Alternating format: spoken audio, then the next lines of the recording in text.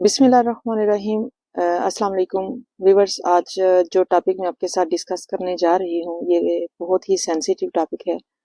Waleed Yazid ने इमाम हुसैन और अहले बैत पर जुल्म की इंतहा कर दी। आखिर उसने ऐसा क्यों किया? उसने इतने जुल्म सितम क्यों किए? उसकी माँ कौन थी? उसकी फैमिली कौन थी? उसकी मौत कैसे हुई? आज इंशाल्लाह मैं अपनी इस वीडियो में डिटेल से डिस्कस करूँगी।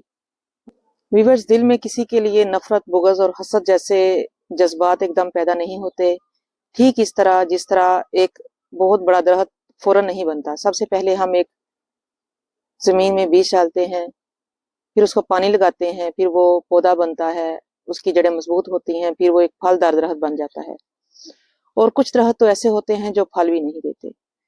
बिल्कुल इसी तरह यजीद के दिल में इमाम हुसैन अलैहिस्सलाम के लिए नफरत एकदम पैदा नहीं हुई। इसमें इसकी फैमिली का बहुत ज़्यादा कंट्रीब्यूशन है। तो आइए सबसे पहले हम हिस्ट्री देख लेते हैं।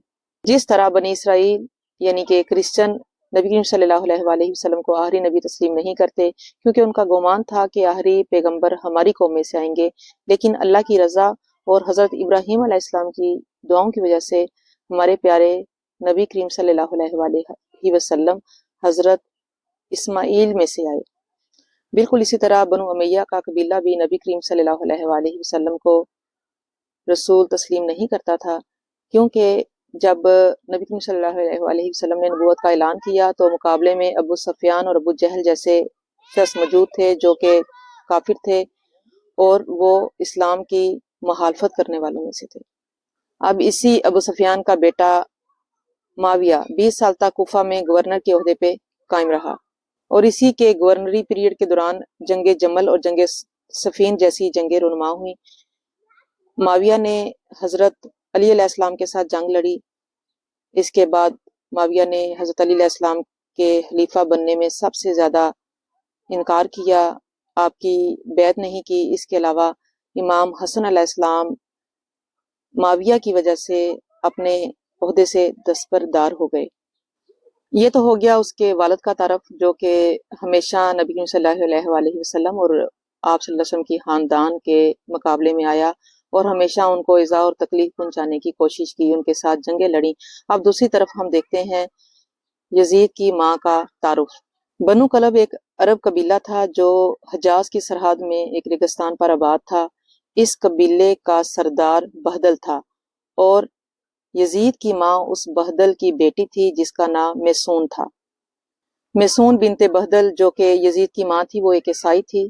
बनु कलब के कबीले ने शाम के मैदान में उस वक्त गलबा हासिल किया जब माविया शाम का गवर्नर था और इस तरह इनके तलकात मजबूत हुए और माविया ने बहदल की बेटी मैसून के साथ शादी कर ली।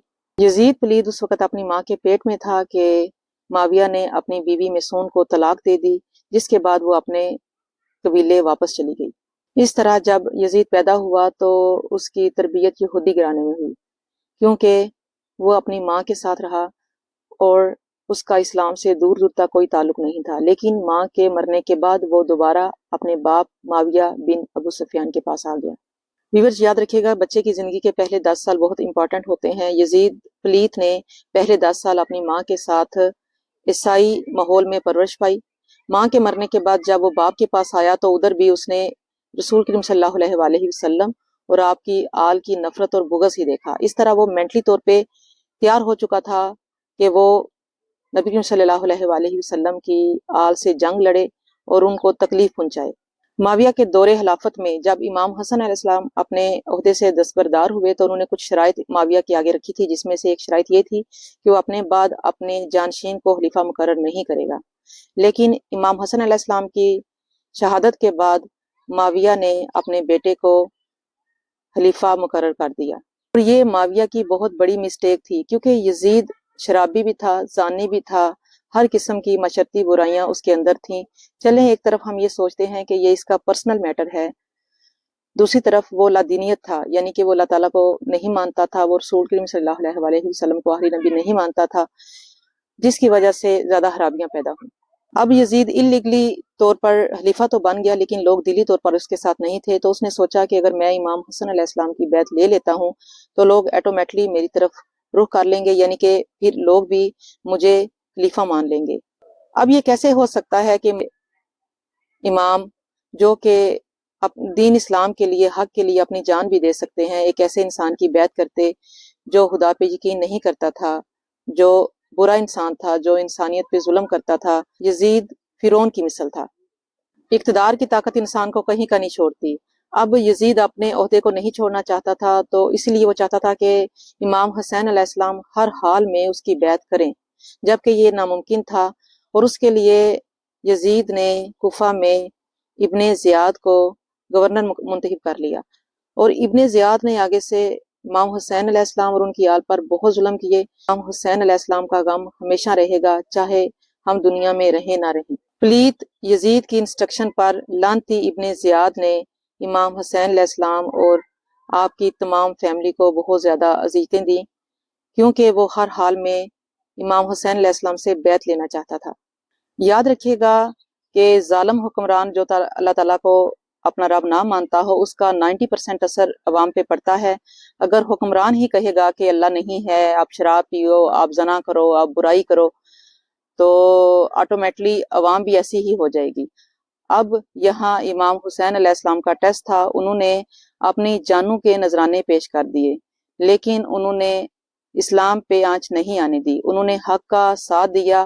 امام حسین علیہ السلام اگر یزید کی بیعت کر لیتے تو آج اسلام زندہ نہ ہوتا، آج بہن بھائیوں کے پاکیزہ رشتے میں دراڑ پڑ چکی ہوتی، زنا عام ہوتا، شراب عام ہوتا۔ امام حسین علیہ السلام نے اپنی زندگیوں کو قربان کر کے یہ ثابت کر دیا کہ حق حق ہے، ہمیشہ حق پہ ڈٹے رہو، چاہے اس کے لیے آپ کو کسی قسم کی قربانی بھی کیوں نہ دینی پڑے۔ یزید نے اہل بیت پر ظلم و ستم کی حد کر کے دنیا میں عبرتناک سزا کا مستحق ہوا، اور آخرت میں جہنم کو خرید لیا، جو کہ بے شک ایک برا ٹھکانہ ہے۔ ٹھیک 3 سال کے بعد یزید پلیت بھی مر گیا، اس کو ایسی بیماری لگی جس کا علاج ممکن نہیں تھا، اس کے پیٹ میں زخم ہو گئے، آنتیں جل گئیں اور پیٹ میں کیڑے پڑ گئے، ایون وہ پانی پینے کے قابل بھی نہیں تھا۔ اس طرح وہ بہت بری موت مرا۔ ظلم مٹ جاتا ہے، ظالم عبرت کا نشان بن جاتا ہے، ہمیشہ حق اور سچ کی جیت ہوتی ہے۔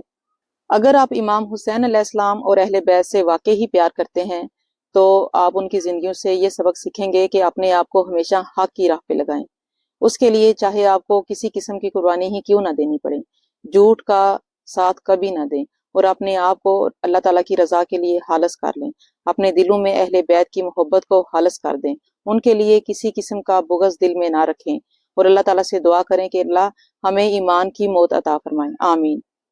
ویورز، انشاءاللہ نیکسٹ ویڈیو میں امام حسین علیہ السلام کی شہادت کو ڈسکس کریں گے، تب تک کے لیے مجھے اجازت دیں، اللہ حافظ۔